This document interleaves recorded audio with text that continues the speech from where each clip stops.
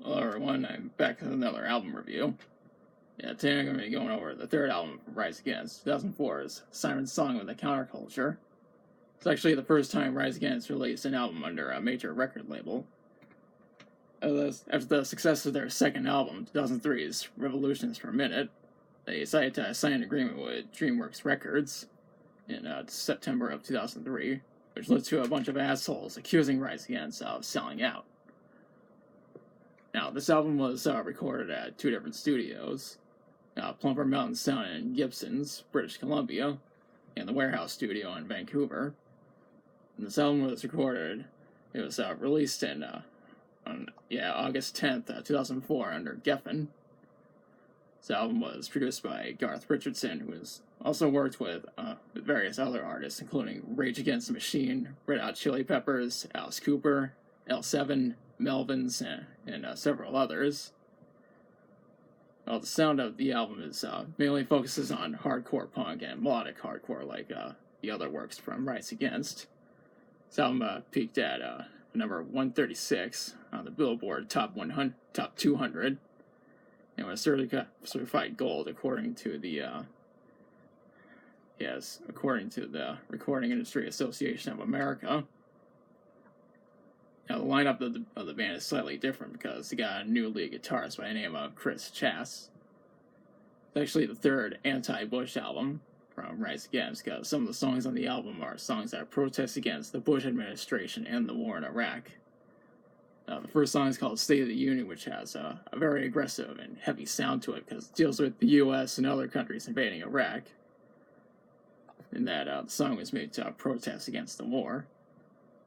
Now, the second song, The First Drop, is about people heading to the streets to protest against the war in Iraq, as indicated by the lyrics. The next song, Life Less Frightening, is another song that protests against the war in Iraq.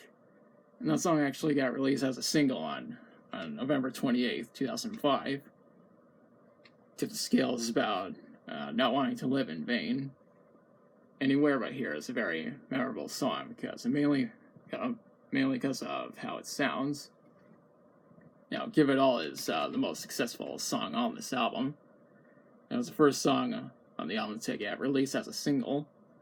The single was released on October 12th, 2004.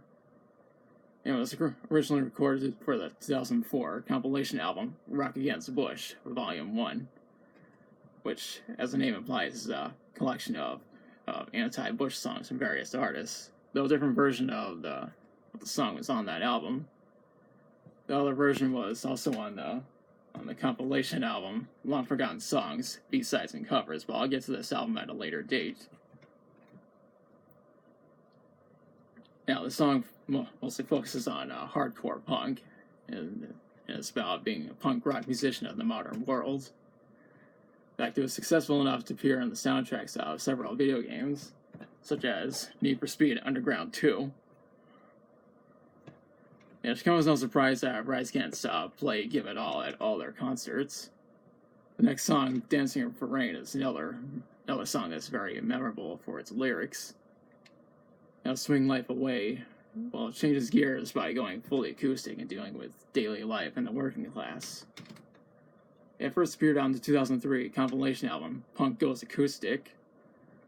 Rise Against were originally going to include this song on Revolutions Per Minute, but they backed out of that because it didn't really fit with the hardcore sound of this album, and they decided to have it be on the next album.